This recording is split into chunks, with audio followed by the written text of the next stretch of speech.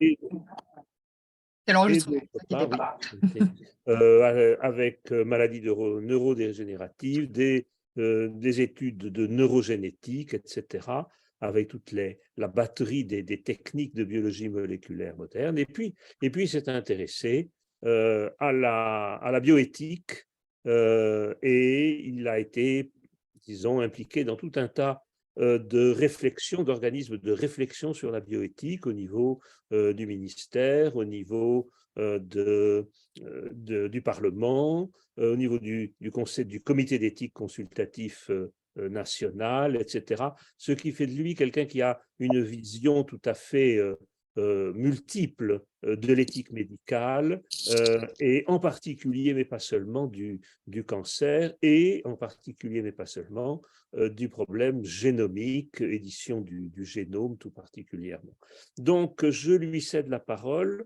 Il a été, pour ceux qui ne le savent pas, rédacteur en chef de Médecine Science pendant plus de 10 ans. Il a rédigé quelques livres grand public que je vous invite à lire.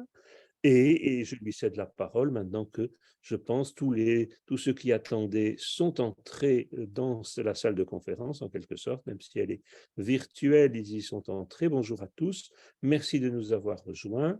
Je vois des noms et des visages connus, et j'espère que les autres, on n'est pas tout à fait au complet par rapport à tous ceux qui se sont inscrits, mais l'habitude française, c'est d'entrer dans les salles de conférence avec quelques minutes de retard, de façon à laisser le baratineur de service, c'est moi aujourd'hui, meubler un peu le temps de façon à ce que tout le monde soit installé avant que le conférencier puisse parler.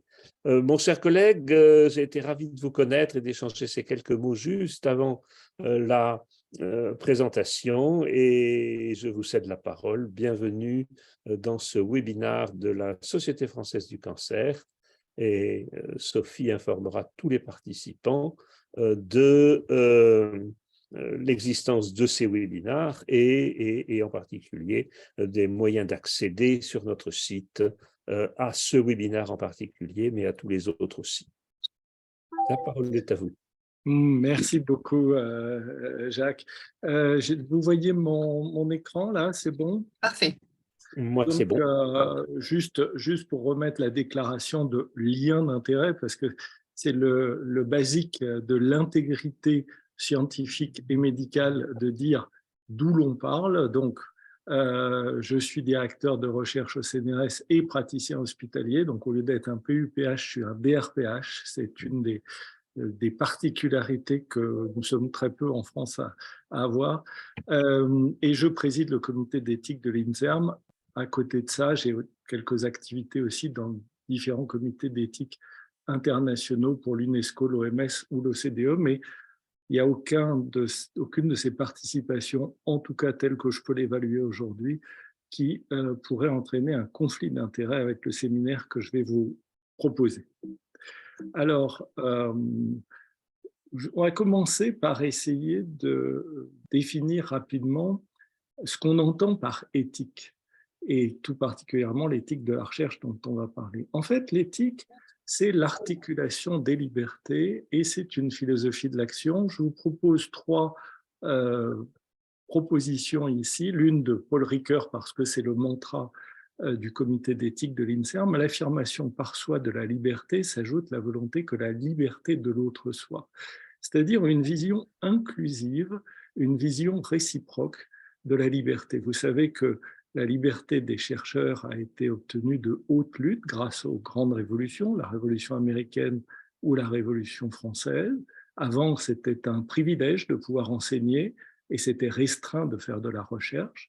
Après, dans les sociétés démocratiques, la recherche est devenue académique, c'est devenu une liberté de le faire. Eh bien, il faut que cette liberté s'articule avec celle des personnes pour lesquelles nous faisons cette recherche. Et dans un cadre institutionnel comme l'INSERM, c'est la visée de la vie bonne avec et pour les autres dans des institutions justes.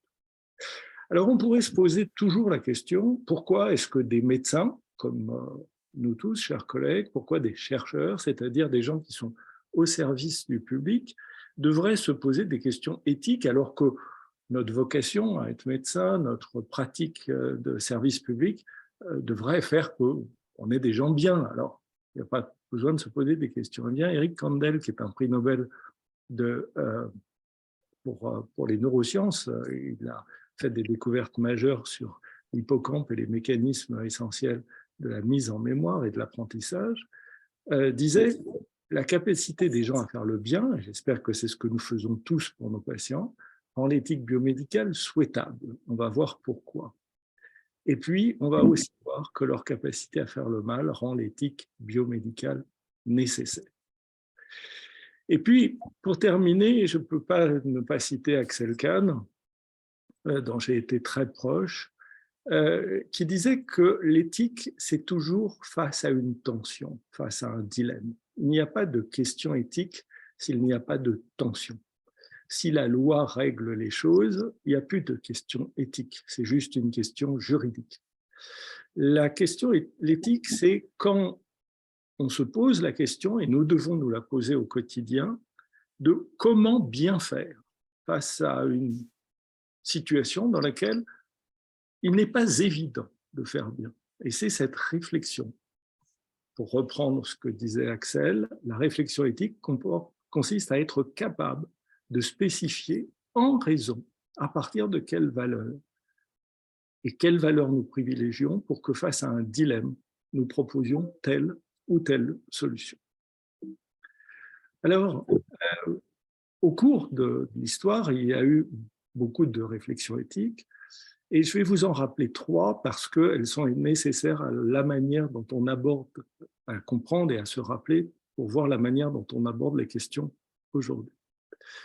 D'Aristote, on se souvient que dans l'éthique de Nicomaque, il définit le bonheur d'un homme à travers 2 choses. D'une part, ne pas souffrir, et d'autre part, exercer la vertu. Et pour exercer la vertu, il faut exercer la raison. La vertu, c'est la disposition volontaire qu'exerce un homme réfléchi.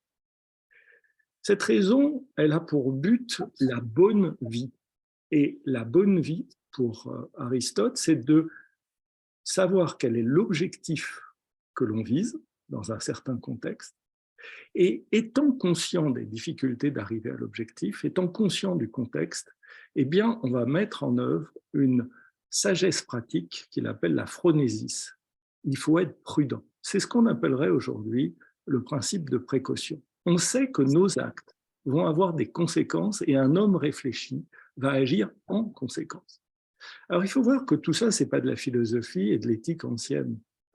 Le fait que l'un des principes même d'Aristote, c'est qu'une bonne vie, un bonheur, c'est de ne pas souffrir, a conduit la commission Warnock dans les années 80, à la fin des années 80, 1990, en Grande-Bretagne, qui devait décider des conditions de mise en œuvre de la recherche sur l'embryon, de décider que, puisque le bonheur, c'est de ne pas souffrir, eh bien, avant 14 jours, c'est-à-dire qu'avant qu'apparaisse sur le blastocyste, la morula, la petite ligne de cellules qui spécifie ensuite le système nerveux, eh bien, avant 14 jours, comme il ne peut pas y avoir de cellules participant au système nerveux, il ne peut pas y avoir de souffrance. Donc, avant 14 jours, c'était un préembryon. C'est la fameuse règle des 14 jours. Puis après 14 jours, un système nerveux se développe. Vous savez bien qu'il ne deviendra réellement fonctionnel que vers le 4e mois de gestation, mais ce n'est pas grave. À partir du 14e jour, une possibilité, même hypothétique, de souffrir existe. Et là, on considère qu'on est dans un autre cadre. Vous voyez comment des pensées anciennes peuvent animer une réflexion éthique récente. Ensuite, on a Spinoza. Qu'est-ce qu'il faut retenir de Spinoza, enfin, en tout cas pour notre discussion d'aujourd'hui, c'est que nous ne sommes pas libres. Nous sommes déterminés pour Spinoza. Il n'y a pas de libre arbitre. C'est simplement que nous sommes ignorants de tous nos déterminants. Mais pour Spinoza, la raison permet d'essayer de prendre connaissance de ces déterminants et du coup d'agir sur ces déterminants à travers notre raison. Et puis, pour terminer, Kant, parce que nous vivons, les droits de l'homme dérivent de la philosophie kantienne, il y a des impératifs, et en particulier l'impératif catégorique. On ne doit jamais considérer l'autre comme un moyen, on doit le considérer comme une fin. Il y a une personne en face de soi, et il faut mettre en œuvre ce qui est important pour cette personne, et pas seulement utiliser cette personne. Alors, les conséquences de ce que je viens de vous dire, c'est qu'il y a une différence fondamentale entre éthique et morale. La morale, c'est les valeurs que nous avons chacun de nous et que nous considérons comme bonnes. La morale, c'est un impératif catégorique. Quand on considère une chose comme bonne, une valeur, eh bien, on ne va pas transiger avec cette valeur. Il y a le bien d'un côté, le mal de l'autre. L'éthique, c'est comment, dans le monde réel et dans le contexte, on arrive à articuler ces valeurs, à partir de quel fondement et à partir de quelle capacité de discussion. La valeur de référence, pour prendre un exemple, c'est « tu ne tueras point ». C'est un impératif. Et puis, il y a les conditions de légitime défense. Et puis, il y a les conditions de guerre. Et puis, il y a tel ou tel aspect qui peuvent arriver.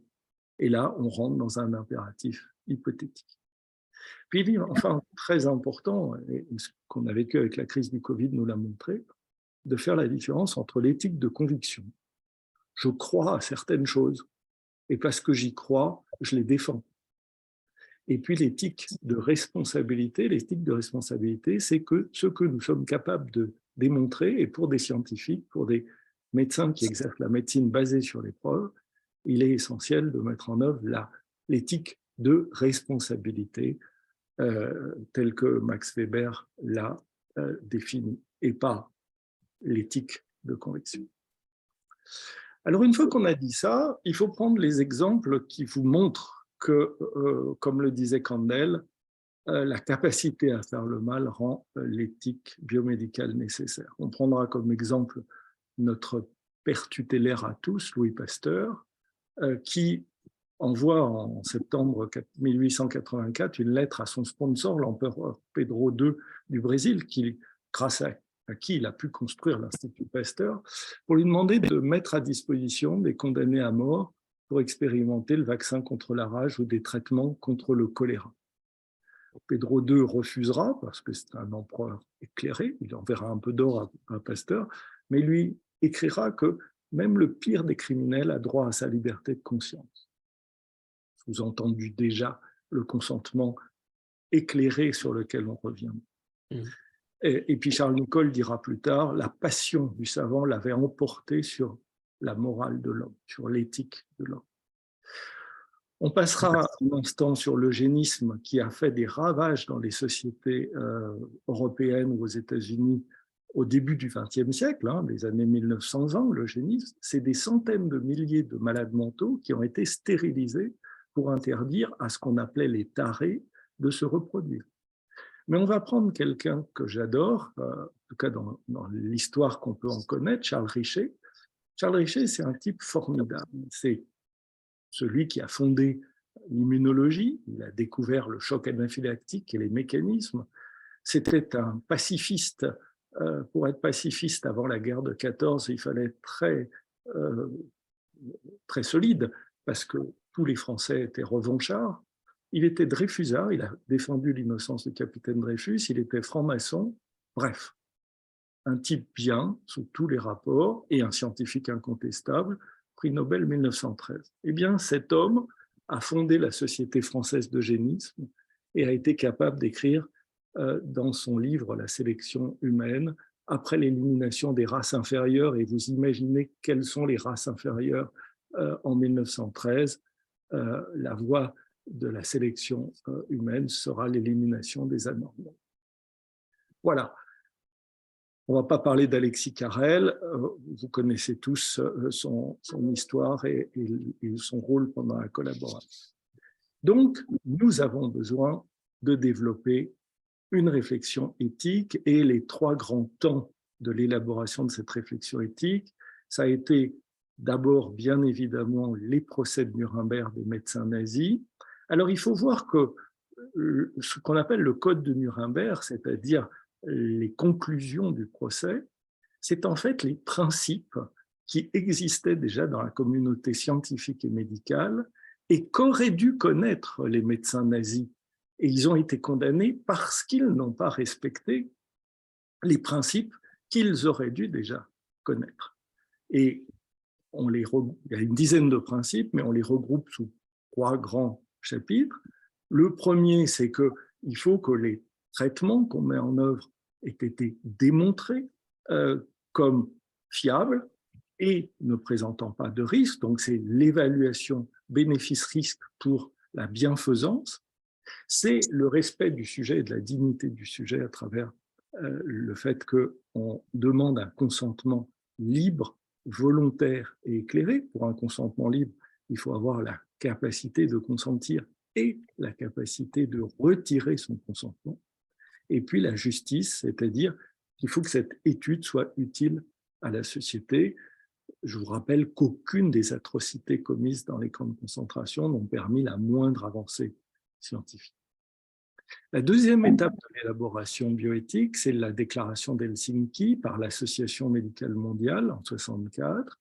Et là, elle approfondit les conditions de l'analyse de la balance bénéfice-risque en insistant à la fois sur la nécessité d'une non-malfaisance et la nécessité d'une bienfaisance. Elle respecte toujours le sujet, qui doit donner son consentement libre, informé.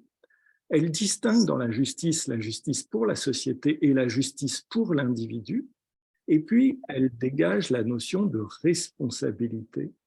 Et là, il faut voir que c'est les progrès de la médecine à la fin des années 50, médecine de réanimation, médecine qui devient une médecine scientifique de haut niveau, en particulier l'apparition de techniques comme la dialyse rénale, la possibilité de faire des greffes, qui montrent que nous avons besoin de plus qu'un médecin ou plus qu'un scientifique pour arriver à prendre des décisions. Imaginez-vous en 1955 à San Francisco, face à un appareil à dialyse rénale énorme, hein, il faisait une vingtaine de mètres carrés ou de mètres cubes, et là, vous pouvez prendre une dizaine de patients en tout et pour tout. Et vous allez prolonger la vie de cette dizaine de patients. Lesquels?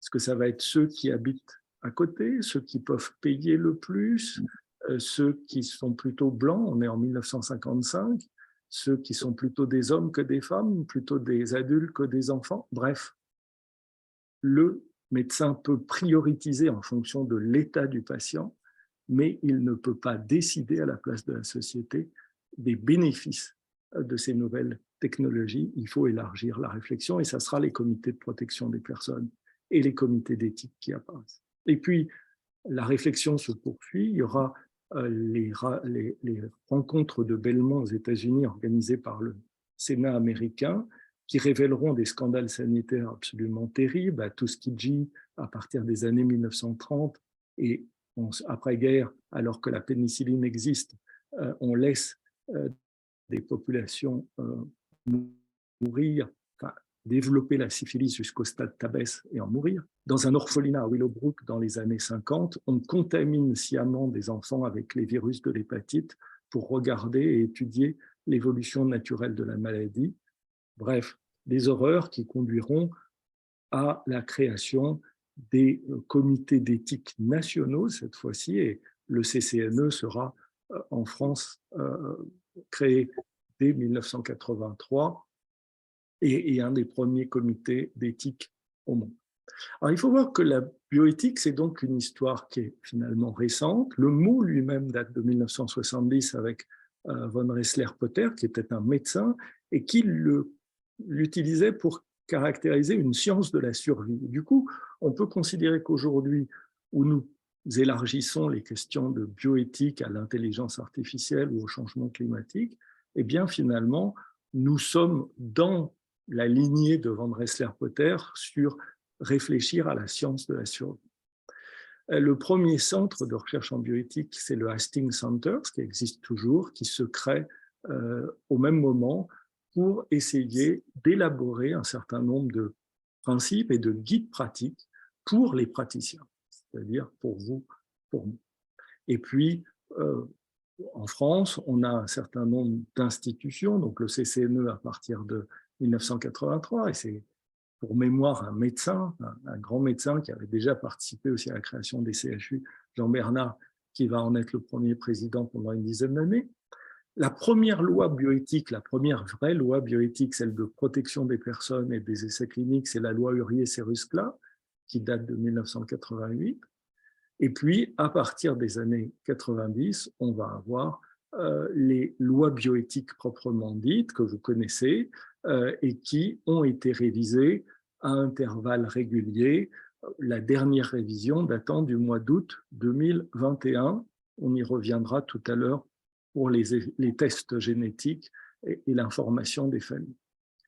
Au plan international, il y a une seule convention qui est contraignante, c'est la convention d'Oviedo, qui a été produite par le Conseil de l'Europe et qui date de 1997. Il n'y a que 29 pays qui ont signé et ratifié la convention d'Oviedo, mais la France est signataire de la convention d'Oviedo.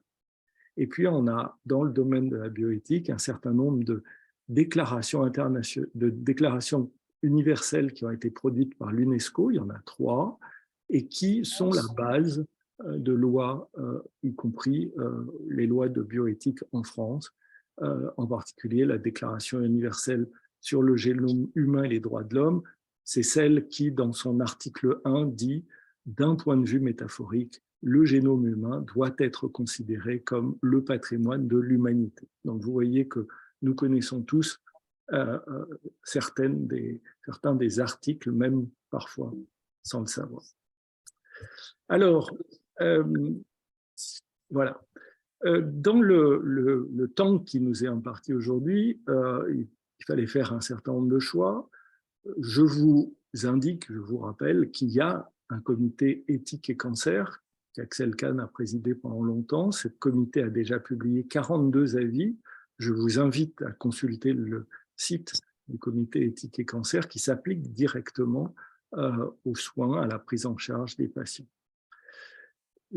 Pour le reste, il n'y a pas d'avis directement cancer, mais dans de multiples avis du CCNE, bien évidemment, la question du cancer a été abordée sous une forme ou sous une autre. Par exemple, avec les tests génétiques, par exemple, plus récemment, avec la question de la fin de vie. Il en est de même pour le comité d'éthique de l'INSERM. Nous n'avons pas d'avis qui porte spécifiquement sur la question du cancer. Je rappelle que tous nos avis sont disponibles d'une part sur le site du comité d'éthique, vous faites INSERM éthique, vous les trouvez tout de suite, et puis ils sont tous sur HAL, ils sont en français, ils sont en anglais, donc toutes nos notes sont là. Mais on a abordé ces questions sous d'autres angles, celle des découvertes inattendues, celle de l'accès aux essais cliniques, celle de l'innovation, celle de la collecte des données massives. Alors, pour aujourd'hui et au fond pour lancer la discussion, parce que le plus important, c'est peut-être plus que ce que je vous raconte, les questions que vous pourriez soulever, je vais quand même vous illustrer quelques questions pratiques d'éthique de la recherche dans le domaine du cancer à travers une petite liste que je vous propose ici. Alors, commençons par une question, si j'arrive à... Voilà. La question du modèle. On travaille tous, plus ou moins. On travaille avec, évidemment, on est au service des humains, mais on travaille tous, plus ou moins, sur des modèles souris, ou on travaille tous sur des lignées cellulaires, dérivés de patients, je l'espère, pour la plupart d'entre vous, dans des milieux contrôlés, je l'espère, pour la plupart d'entre vous. Il faut que les lignées de cirques qui ont été cultivées en sérum disparaissent de nos laboratoires parce que nous savons qu'elles ne reflètent en rien le cancer. Mais voilà, la question du modèle, elle se pose. Comment aborder la complexité, l'hétérogénéité cellulaire, la plasticité de ces cellules et leur changement d'état, le fait qu'à côté des altérations génétiques, on a des altérations phénotypiques et que tout ça procède de la résistance thérapeutique et de la progression de la maladie, eh bien, je vous renvoie à la dernière note de l'ITMO Cancer et de l'INCa sur le fait que nous n'avons pas de bon modèle. On sait que la souris est un mauvais modèle, on sait que les organoïdes 3D sont en train de progresser, on sait que la modélisation peut être un outil, mais qu'elle a encore beaucoup d'informations manquantes. Et puis, on sait que de l'autre côté, il va falloir que pour l'in vivo, on respecte la règle des 3 R et qu'on trouve des meilleurs modèles que nos souris plus ou moins transgéniques qui n'ont ni le système immunitaire, ni le système nerveux, ni le même type d'organes ou de développement que l'humain. Donc, une des questions éthiques qui se pose, c'est qu'on sait bien que sans base solide, il n'y a aucune éthique scientifique ou médicale qui peut se développer, et nous sommes confrontés sur la question du cancer au modèle d'étude. Question suivante, dans le domaine toujours de la recherche sur le cancer, la prévention primaire. On a 2 types de prévention primaire, une prévention qui est collective, qui est un bénéfice collectif important, même si individuellement il est plus ou moins important. Et on connaît tous les campagnes contre le tabagisme, l'alcool, manger 5 fruits, 5 légumes, etc. La question se pose aujourd'hui de savoir comment, en constatant le faible impact qu'on peut avoir, hein, ça fait quand même 40 ans qu'on essaye de lutter contre le tabagisme, pas seulement pour le cancer, pour les maladies cardiovasculaires au premier rang. Et on lit tous les jours que le cancer du poumon chez la femme explose parce que le tabagisme chez la femme explose. Donc, on a raté notre cible, on n'a pas été capable, je dis on, la communauté scientifique, la communauté médicale, de mettre en œuvre cette prévention primaire évidente que le tabac tue. C'est écrit sur tous les paquets de cigarettes et ça ne sert à rien. Enfin, presque à rien. Idem pour l'exposition au soleil, même si maintenant la plupart des jeunes parents mettent de la crème solaire pour leurs enfants pour prévenir les cancers de la peau. Donc, comment arriver à mieux communiquer les faits scientifiques pour arriver à mieux mettre en œuvre cette prévention primaire? Concernant la prévention personnalisée, la question qui se pose là, c'est comment mettre en œuvre cette prévention personnalisée, donc définir des populations cibles, donc identifier ces populations cibles, sans tomber dans le versant qui est celui de la mise en évidence de certaines vulnérabilités individuelles qui peuvent aboutir via le profil génétique ou via la stigmatisation de certains comportements à une stigmatisation des personnes, à une discrimination et finalement, dans certains cas, à rater la cible parce que les gens se cachent et dans d'autres cas, elle est discriminée, perte d'emploi, discrimination à l'emploi, stigmatisation de certaines populations vulnérables, l'inverse de ce que recherche l'éthique, qui est de protéger les populations vulnérables. Je vais bien sûr vous parler des questions autour des tests génétiques et en quoi ça impacte, ce que je vous ai dit d'abord, le consentement libre éclairé. Consentement libre éclairé, ça veut dire l'autonomie, ça veut dire la vie privée. Alors, comment est-ce que les tests génétiques s'articulent avec cette question du consentement et de la vie? Bon, la constatation que nous faisons tous, c'est que ce n'est pas très difficile d'avoir un test MyHeritage ou 23andMe. Des centaines de milliers de Français l'ont fait, c'est normalement interdit. Il n'y a jamais eu la moindre poursuite et la moindre amende pour ces tests faits directs du consommateur sur Internet. Et puis, la Charte européenne des droits dit que toute personne a le droit de mettre en œuvre ce qu'elle pense le mieux pour sa santé.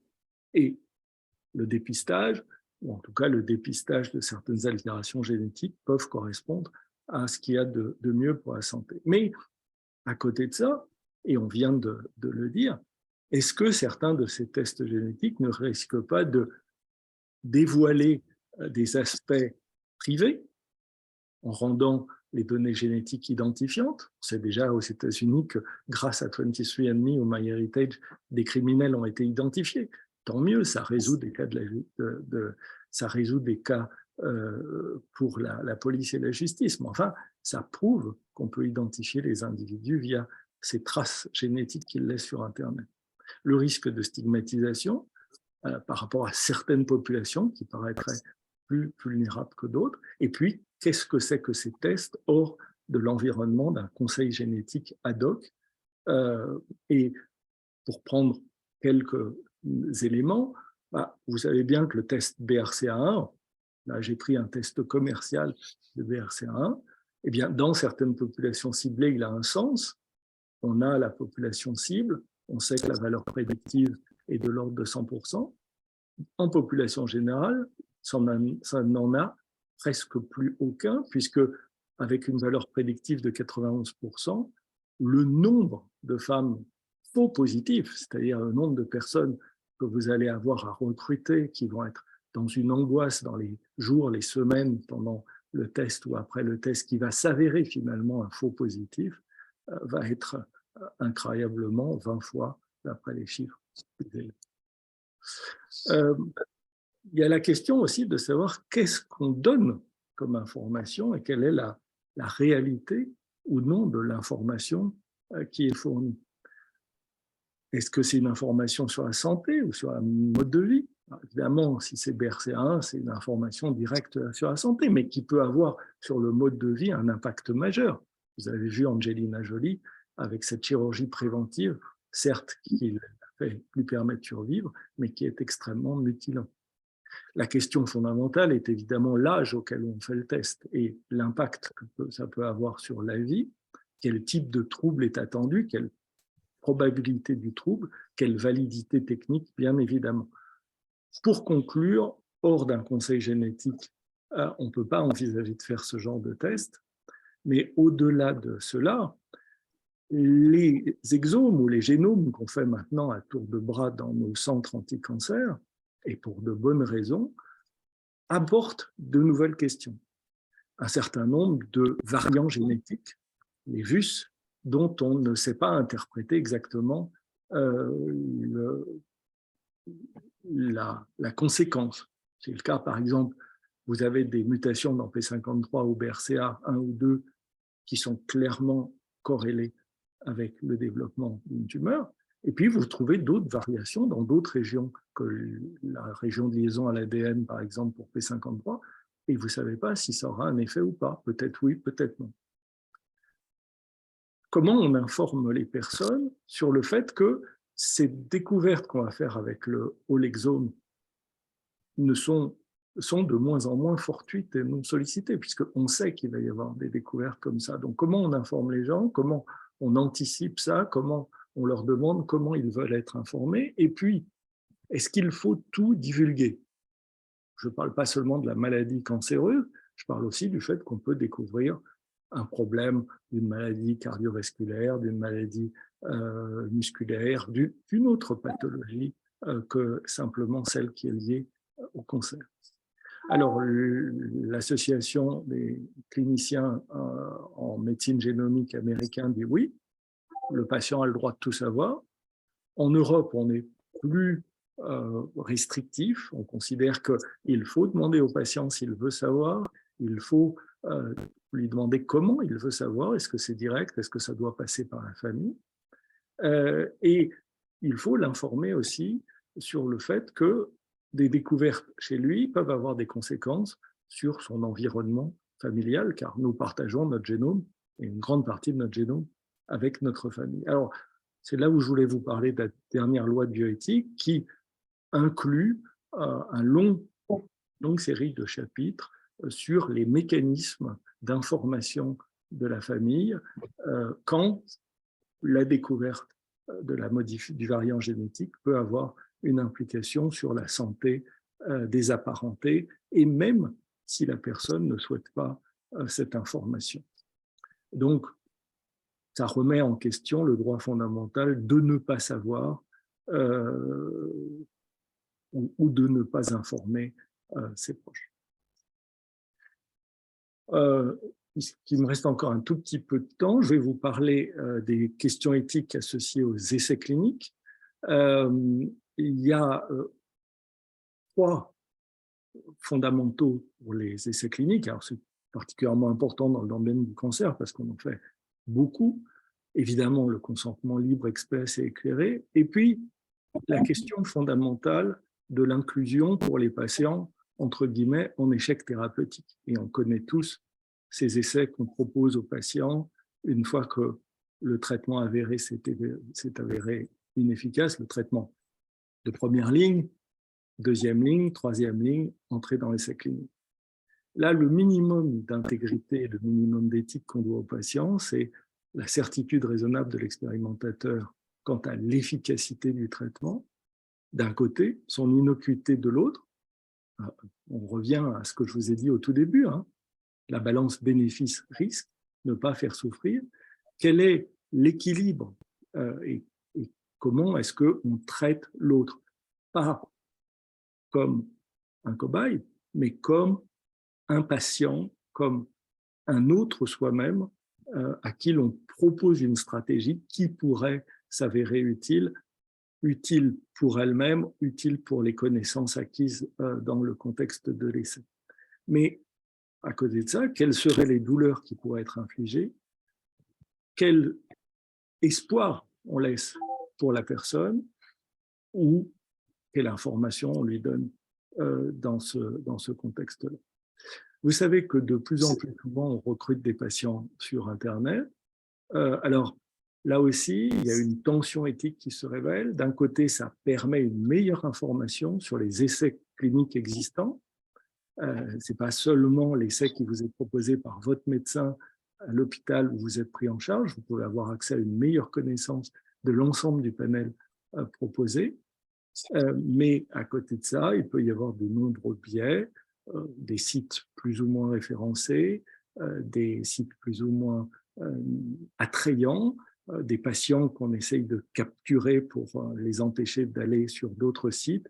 Je vous renvoie à la note du comité d'éthique de l'INSERM sur ces recrutements des patients sur Internet. Et puis, il y a la question de l'accès aux thérapies innovantes. Dans quel contexte, où. Et je vous rappelle qu'on a écrit aussi une note sur l'innovation en santé.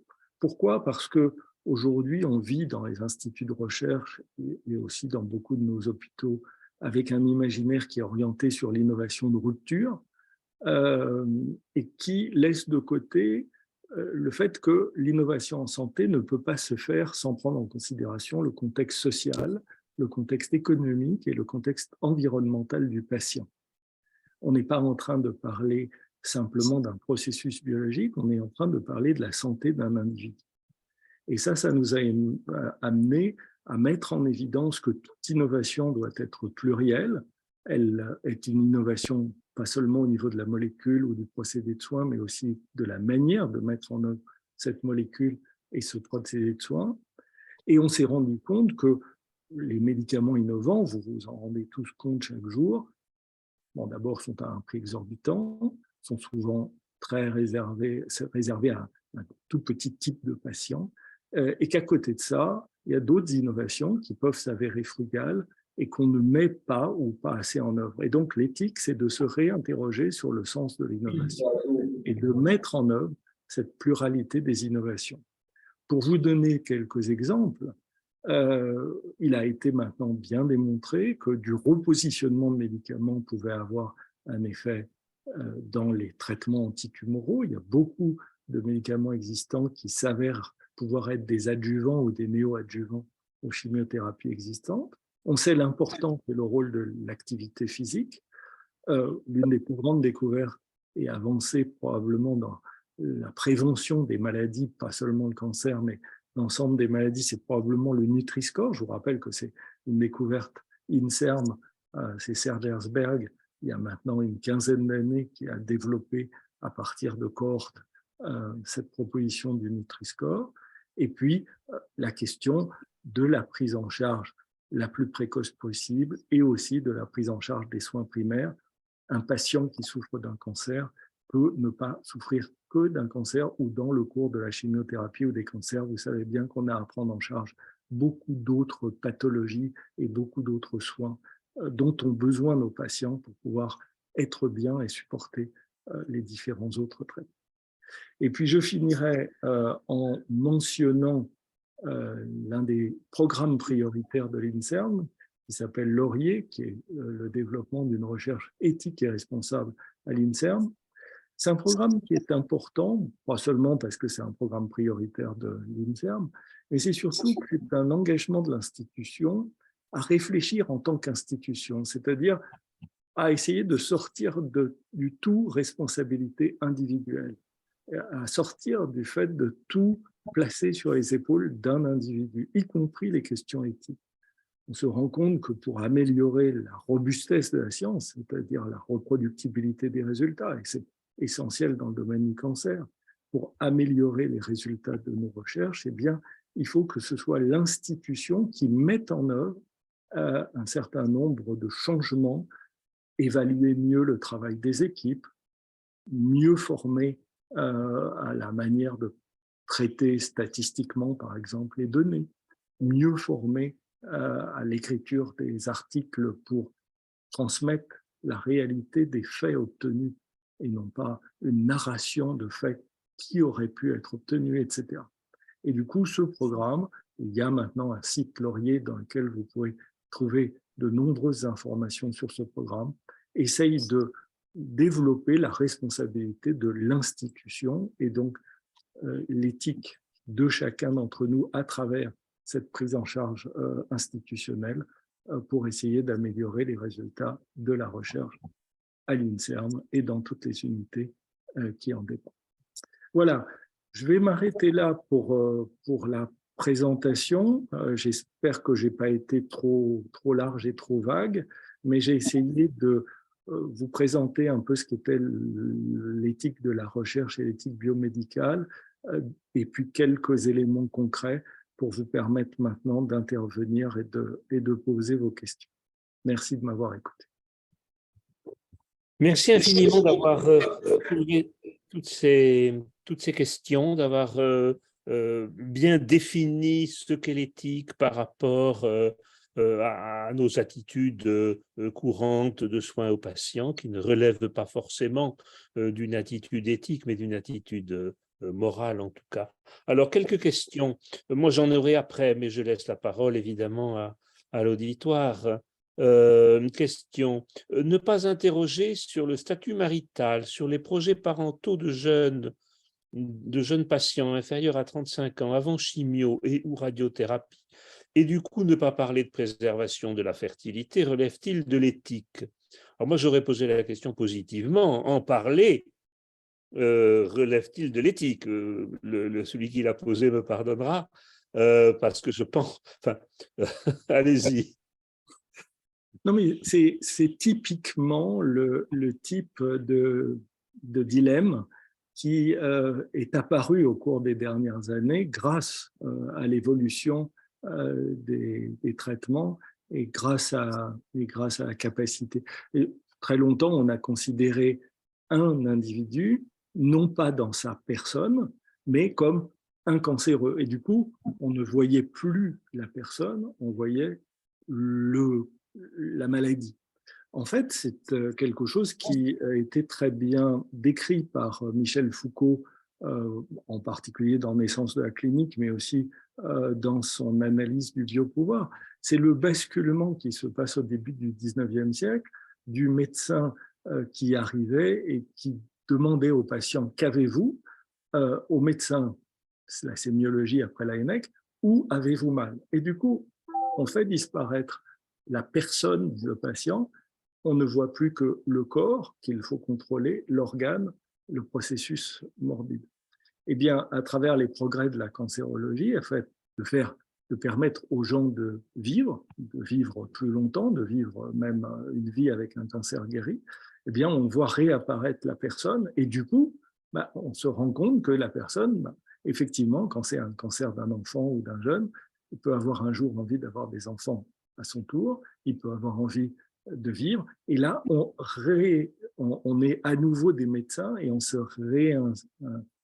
réintéresse à la personne. Donc oui, bien sûr, c'est fondamentalement éthique d'arriver à sortir un peu du focus sur la maladie pour retrouver face à soi le patient, la patiente, dans l'ensemble de ses caractéristiques et bien sûr de l'informer. Alors ça renvoie à une de mes premières diapositives. Qu'est-ce qu'on fait pour ne pas faire souffrir le patient ou la patiente? Pas le faire souffrir ou la faire souffrir aujourd'hui, pas le faire souffrir ou la faire souffrir demain. C'est à peu près le même type de maltraitance que quand pendant longtemps, pour une ablation du sein, le chirurgien faisait son travail, faisait l'ablation du sein et puis renvoyait la patiente ensuite sans lui donner d'exercices de physiothérapie pour le drainage, pour les petits exercices en montant le bras pour éviter les rétractions, pour éviter les douleurs, pour éviter l'infodème post-opératoire. Voilà. Eh bien, on fait des progrès, on se pose les questions, on se met face au dilemme, et puis on répond à votre question. Merci beaucoup. Une autre question. D'un hématologiste ou d'une hématologiste, dans certaines familles, j'imagine, dans certaines familles, le diagnostic moléculaire pour un enfant atteint d'une maladie peut renseigner sur une autre susceptibilité génétique chez les autres membres de la famille. À titre d'exemple, un enfant atteint d'une maladie de Fanconi, dû à un variant pathogène du gène FANCJ, peut renseigner sur un risque accru de cancer du sein chez la maman. La loi française oblige le médecin d'informer les autres membres de la famille sur le risque de transmettre le variant et d'avoir une maladie de Fanconi, objet de l'indication du test initial, ça vous nous l'avez dit, chez la descendance. Mais qu'est-ce qui l'oblige à parler du risque de cancer chez les apparentés? Jusqu'où peut aller l'information sur les risques? C'est une excellente question et c'est une question qui est aujourd'hui débattue au sens où on n'a pas pour l'instant de guide de bonnes pratiques, en tout cas à ma connaissance. On a discuté de cela à plusieurs reprises au niveau du comité d'éthique de l'INSERM et on en a discuté aussi au niveau de l'INCA. On se pose la question, par exemple, d'avoir un site sur lequel certaines annotations seraient là pour connaître leur caractère réellement pathogène ou non pathogène ou on ne sait pas, en mettant des couleurs bleu, blanc, rouge ou vert, orange, rouge. Et puis sur cette question de l'information de la parenté, eh bien, il y a la balance, la tension entre le fait d'informer pour améliorer la santé, voire même ne pas tomber dans la non-assistance à personne en danger, et puis le fait d'outrepasser ses droits, c'est-à-dire que la personne qui a aussi le droit de ne pas savoir, et puis ce n'est qu'un risque, hein, ce n'est pas une certitude, c'est un facteur de risque augmenté. Moi, je raconte toujours l'anecdote que Leroy Hood, qui est un des grands metteurs au point des séquençages génétiques, à un moment a fait une étude pour essayer de trouver le gène des supercentenaires. Donc il a comparé une vingtaine de génomes de personnes qui avaient environ 110 ans à une centaine de génomes de personnes qui avaient une centaine d'années pour essayer de trouver le secret des supercentenaires, et donc les gènes de longévité. Eh bien, il n'a rien trouvé du tout, mais par contre, chez une dame qui avait 109 ans, il a trouvé un gène du QT long. Et vous savez tous que si à l'un d'entre vous, on trouve aujourd'hui un gène de QT long, c'est une urgence et on vous pose un pacemaker dans la journée qui suit le diagnostic. Eh bien, cette dame, malgré ça, elle avait 109 ans. Donc, à côté des gènes dont on voit le variant ou le mutant, il y a aussi un grand nombre de gènes modificateurs. Vous êtes peut-être aussi au courant du papier qui a été publié dans Nature il y a maintenant une quinzaine de jours, 3 semaines, sur cette famille colombienne avec le gène préséniline, donc qui donne la maladie d'Alzheimer vers une cinquantaine d'années. Et puis, il y a un homme qui, à cause d'une signalisation d'un récepteur reelin, muté lui aussi, a décalé de 20 ans son entrée dans la maladie et ça ouvre des pistes intéressantes pour Alzheimer. Donc, on a quand même beaucoup de gènes, 25 000 gènes dans notre génome. Le fait qu'un soit variant entraîne un risque qu'on peut calculer. Et puis, à côté de ça, il y a les gènes modificateurs, il y a tout l'épigénétique. Donc, bien malin, aujourd'hui, celui qui est capable de donner une seule ligne de conduite. En tout cas, ça fait l'objet de discussion. Oui, oui. Merci, merci. Question de la même personne. Comment être sûr que le consentement est réellement informé, sachant que parfois, même des professionnels de santé ne connaissent pas très bien les aspects en lien avec la génomique et plus récemment les données omiques de façon générale, malgré leurs efforts pour se former et se tenir informés. Merci. Moi, je prends la question dans l'autre sens, c'est-à-dire que le minimum, c'est déjà de se former et de se tenir informé. Malheureusement, on voit quand même beaucoup de collègues dont on se demande quand date la dernière formation ou information. Et puis, il faut toujours aussi se méfier de ce qu'on croit savoir. Bon, moi, je prends en charge des patients qui sont atteints d'une tumeur cérébrale dramatique, le glioblastome. C'est la tumeur la plus fréquente qui est prise en charge dans le service où je travaille. Eh bien, le nombre de gens que je vois arriver à qui on a dit aux urgences ou au moment d'une première prise en charge, oh, de toute façon, vous n'en avez plus que pour 3 mois, alors que, bon, la moyenne statistique est actuellement à 2 ans, mais on a beaucoup de patients maintenant au-delà de 5 ans. Bon, mais les gens, ils arrivent, on leur a dit, de toute façon, vous n'en avez plus que pour 3 mois. De quel droit ? Qui ose dire une chose pareille, hors de toute consultation d'annonce, bien entendu, etc., etc. Voilà.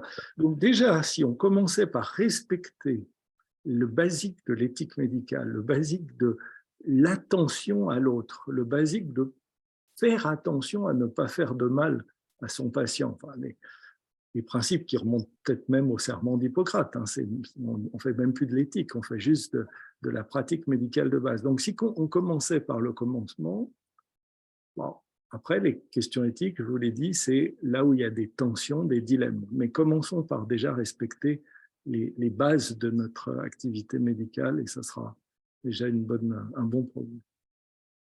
Oui, oui. Alors sur l'information, bon, sur une anecdote, je crois qu'on est un peu en avance, je peux la raconter.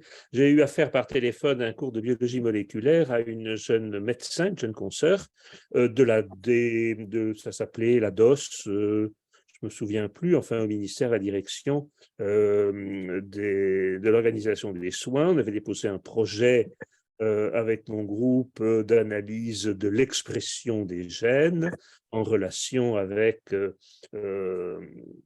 le pronostic de la maladie. Ah, elle me dit, mais non, mais vous ne pouvez pas faire ça, il faut une autorisation spéciale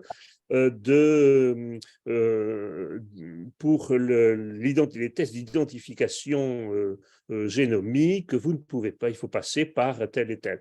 Alors, je lui ai expliqué ce qu'était l'expression des gènes et que ce n'était pas la même chose que la séquence des gènes et que ce n'était pas une possibilité d'identification des personnes que je cherchais, mais l'expression des gènes dans leur tumeur.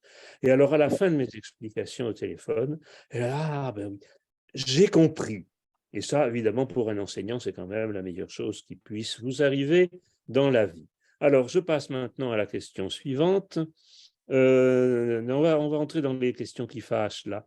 Quid de l'éthique pendant la crise Covid, où des chercheurs médecins étaient sur les plateaux TV et autres et racontaient tout et son contraire, voire des fakes et risques de mise en danger. Comme on a dit effectivement, alors ça je fais un aparté, comme on a dit à l'époque, tu fais le 15 et tu tombes sur BFM TV. Bon, ben ça, c'est une évidence que le Covid a été un moment d'apothéose de l'ignorance bavarde sur les plateaux de télévision. Ceux qui osaient dire « je ne sais pas » n'étant pas réinvités évidemment à l'heure suivante ou dans la prochaine émission. Écoutez, ça c'est plus une question de, justement, comme pour traiter par le programme Laurier, c'est-à-dire c'est la responsabilité des institutions. On a vu peu nos grandes institutions, que ce soit le CNRS, l'INSERM, que ce soit les hôpitaux, rappeler à l'ordre des gens qui passaient plus de temps manifestement sur les plateaux de télévision que dans leur service pour y raconter des choses qui n'étaient pas de l'ordre des faits.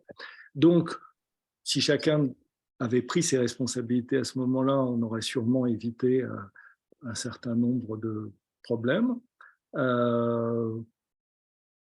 Espérons que nous avons appris de la crise du Covid et que la prochaine fois, on fera beaucoup mieux. De toute façon, ce n'est pas très difficile de faire beaucoup mieux la prochaine fois. C'est sûr. C'est sûr. Alors, autre question, et j'ai dit qu'on était entré dans les questions qui fâchent. Un conflit, pardon, j'en ai sauté une. Que penser des essais cliniques à l'IHU? Si vous les condamnez, pourquoi ne pas avoir sanctionné les personnels INSERM qui se rendaient et soutenaient l'IHU, par exemple Jacques Fantini, qui a désinformé sur l'ADE? Alors, écoutez, je vous renvoie à un article de Médecine Science que nous avons publié avec Christine Dosquet, responsable du comité d'évaluation éthique, donc l'IRB de l'INSERM, et Philippe Amiel, responsable de la déontologie à l'INSERM. Nous avons publié dans Médecine Science dès 2020, dès l'été 2020, le fait que les essais de M. Raoult devaient être considérés comme des essais cliniques et comme il n'avait pas demandé l'autorisation de les faire, ils étaient illégaux. Donc là-dessus, voilà. Après, nous ne sommes que ce que nous sommes et c'est plutôt à nos autorités qu'il faut poser ensuite la question pourquoi elles ont mis si longtemps à agir ou à réagir. Alors, je vais compléter, si vous me permettez, pour ceux qui sont intéressés par ce problème, d'aller sur le site public Sénat et d'écouter les questions-réponses qui ont été posées au ministre de la Santé par un sénateur dont le nom m'échappe, parce que je n'ai plus la mémoire des noms, mais je le donnerai à tous ceux qui sont intéressés. La question-réponse était intéressante.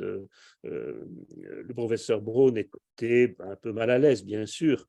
Il a répondu aussi honnêtement qu'il était possible de le faire, mais la question du sénateur et les réponses qu'il a faites ensuite étaient extrêmement pertinentes.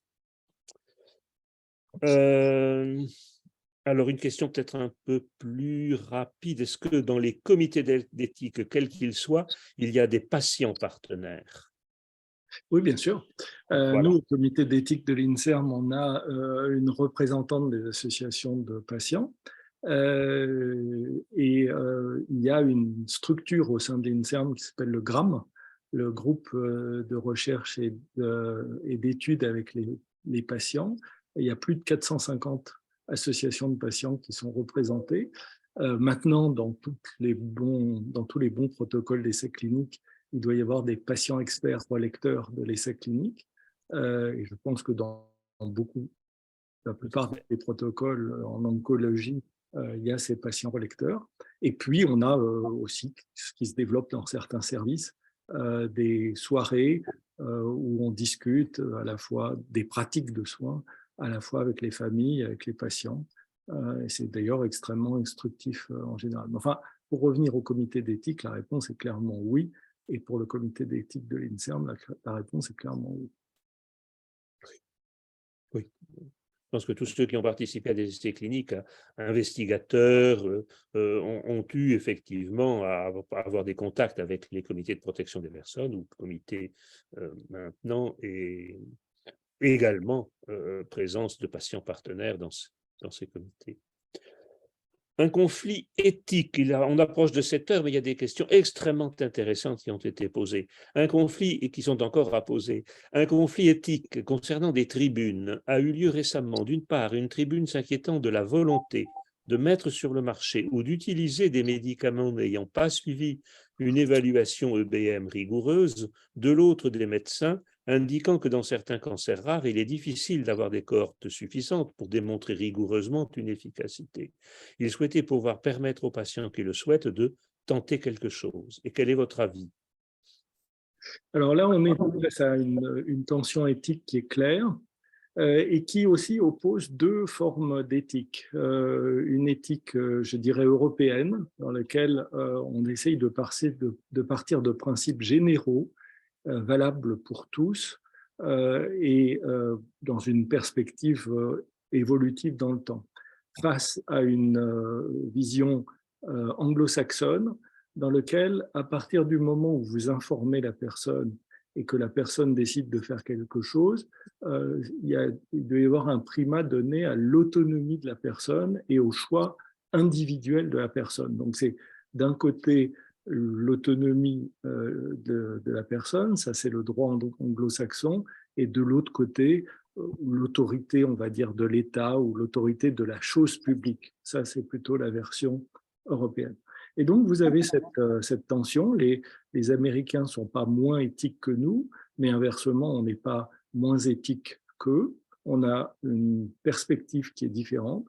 Alors, évidemment, ça rentre en conflit même avec la question des modèles et la question des statistiques qu'on peut appliquer, et donc la question scientifique, sur la question des cancers rares. Et effectivement, l'essai clinique classique en double aveugle avec double insu et contre placebo, il n'a plus aucun sens pour un certain nombre de cancers rares ou avec certaines molécules qui ont pu être mises au point sur des cellules, des organoïdes ou des modèles animaux. C'est là où la question du modèle que j'ai abordé et l'éthique de la question du modèle se pose. Jusqu'à quel point on peut avoir confiance dans ce qu'on a obtenu sur les cellules, sur les organoïdes, sur certains modèles animaux, pour faire un premier essai chez l'homme, un first in human. Et voilà, il n'y a pas de... Il faut faire une analyse au cas par cas, parce que je ne pense pas qu'on puisse avoir de cas général. Alors, je pense qu'il faut faire aussi attention que les collègues qui ont signé la tribune dans le monde pour défendre les essais cliniques en double aveugle, le faisait pour justement contrer un certain nombre de fake news ou de propos diffusés par l'IHU qui, bien avant même la crise du Covid, remettaient en cause les essais cliniques en double aveugle. Tout à fait, tout à fait, tout à fait. Et je dirais simplement pour illustrer, puisque nous avons un public d'oncologues, certains médicaments ont été approuvés et commercialisés avant même qu'on ait fait des phases 3 parce qu'il y avait une logique telle à ce qu'ils soient actifs et les premiers essais en phase 2 avaient été suffisamment probants pour qu'on ne fasse pas d'études en double aveugle. C'est le cas du vemurafenib dans les mélanomes malins. Et ça permettait, et actuellement des essais cliniques sont développés en particulier à l'IGR, mais pas seulement, dans lesquels on attribue des traitements dans un essai clinique au vu de données moléculaires sans avoir des cohortes vraiment importantes comme ce serait exigé, comme c'était exigé dans les années 2000 avant cette période-là. Pour poursuivre, pendant le Covid, les tests génétiques ont été réalisés aux USA, ça j'ignorais. Qu'en est-il de la mutualisation des résultats au niveau international?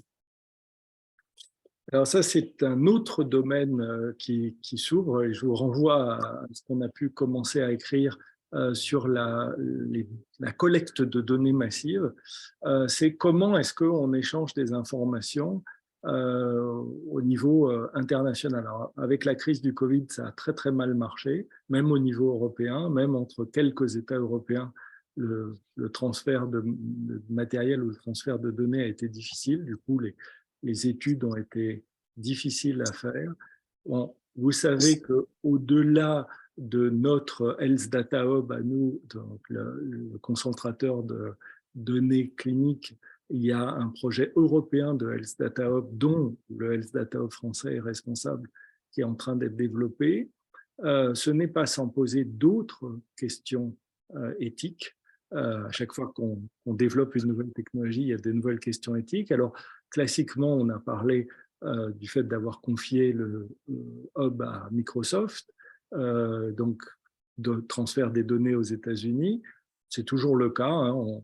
On nous a répondu qu'il ne fallait pas s'inquiéter que les choses seraient bientôt rapatriées en Europe.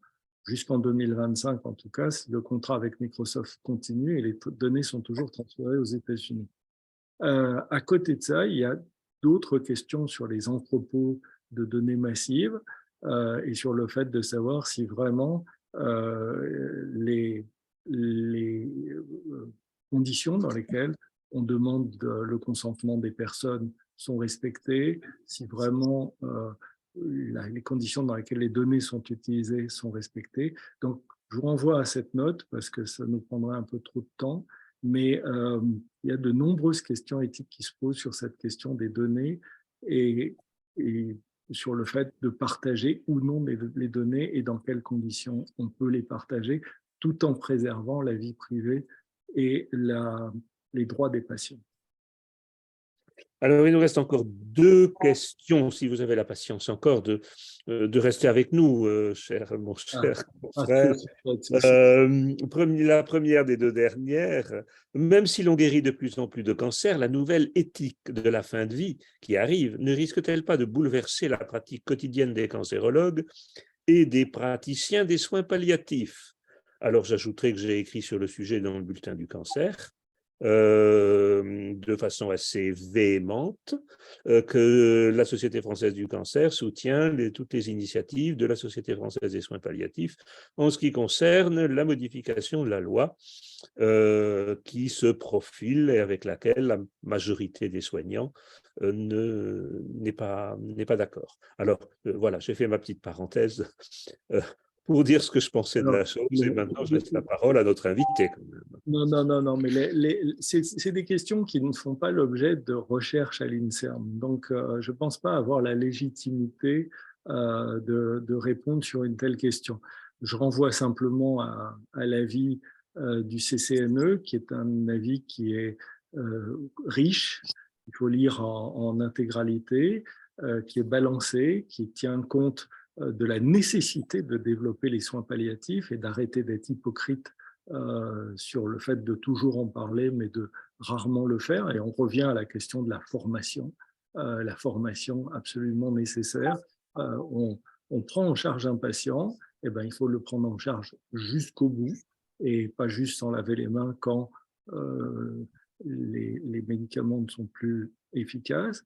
Et puis, à côté de ça, il y a ce qu'une personne elle-même, par rapport à l'autonomie, par rapport au choix de l'individu, peut être amenée à faire. Et là, on rentre dans une dimension qui n'a plus à faire avec le cancer seulement, qui est le choix d'un individu responsable, raisonnable, et le fait de savoir si la société veut ou non contribuer au désir dans certains cas, aux besoins exprimés dans certains autres, mais compte tenu de la complexité de la question, je préfère m'en tenir là. Merci. Dernière question alors. Comment agissez-vous sur la désinformation de personnel INSERM, comme Jacques Fantini pour le nommer, qui affirme que les vaccins sont dangereux car ils causent de l'ADE et créent de la méfiance vaccinale? On condamne totalement. De toute façon, c'est totalement contraire à l'éthique scientifique que de diffuser des fausses nouvelles, des fausses informations, dans un sens comme dans l'autre, hein, de dire que les vaccins ne marchent pas, comme de dire que parce que on a soigné une souris, on a guéri tel ou tel cancer, ce qui est malheureusement aussi un biais qui a pu arriver dans d'autres cas. Donc, toute fausse information est tout à fait condamnable. Et après, tout ce que je peux vous dire, c'est que je suis le président du comité d'éthique de l'INSERM et pas le président de l'INSERM. Pas le président de? Et pas le PDG de l'INSERM. Et pas le président de l'INSERM qui a seul pouvoir de révoquer ou de faire taire des personnes. Oui, effectivement. effectivement. Et c'est bien dommage qu'il n'y ait pas plus d'engagement possible pour les responsables pour le responsable de l'éthique, dont on sait bien ce qu'il pense. C'est notre engagement à tous, c'est-à-dire que c'est à notre communauté, en tant que communauté, de dire qu'une chose est fausse.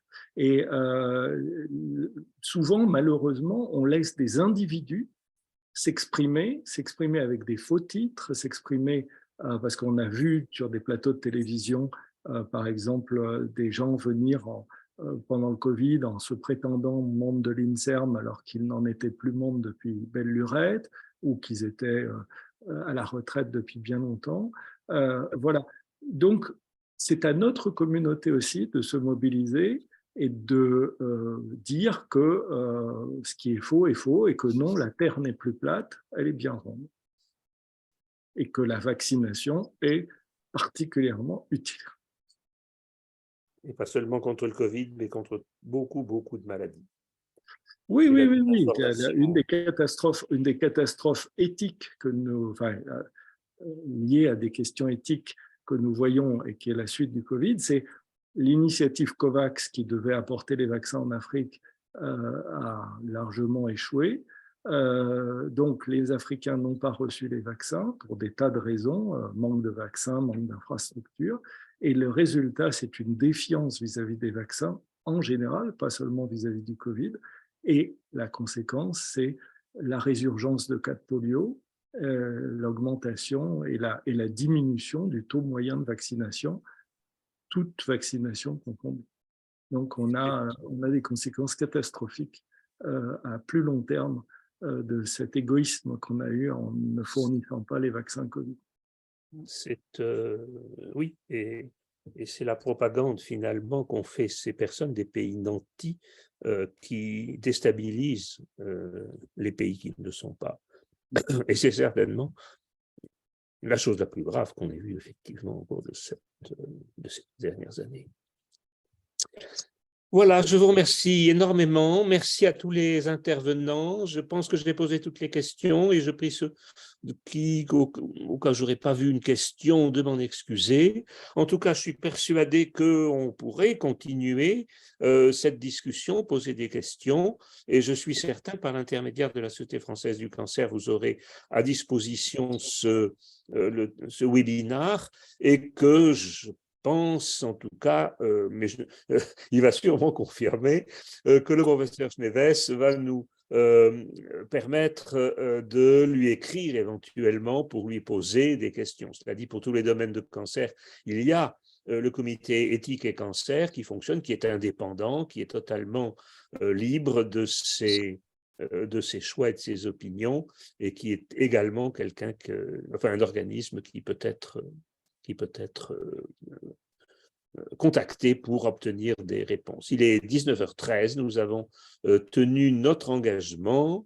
Moi, je vous annonce juste le dernier webinaire, enfin le prochain webinaire, qui est justement pour répondre à Laurent Bognol, qui aura lieu le mardi 27 juin, donc dans moins de 15 jours, toujours de 18h à 19h, sur un autre sujet sociétal, et précisément sur l'éventuelle loi sur la mort médicalement assistée. Donc, le contexte de la fin de vie en oncologie, les enjeux éthiques, les dispositifs existants à l'étranger. Et ce sera par un binôme. Il y aura le professeur Carole Bouloc, qui est chef de département des soins de support à l'Institut Curie, et le docteur Alexis Burneau, qui est chef de service des soins palliatifs à l'Institut Curie à Paris également. Donc, merci Sophie. Et puis nous reprendrons ces webinaires à la rentrée. Et je me suis déjà engagé à en organiser un sur l'intégrité scientifique, qui est un secteur qui m'occupe beaucoup et qui me fait beaucoup grincer des dents. Et si vous êtes comme moi très sensible au manquement à l'intégrité scientifique de certains, eh bien, n'hésitez pas à venir assister et me poser des questions et me remettre en cause si vous pensez que j'ai tort au cours de ce webinaire dans lequel les échanges sont toujours bienvenus. Merci à tous et bonne soirée. Un grand merci. Bonne soirée à tout le monde.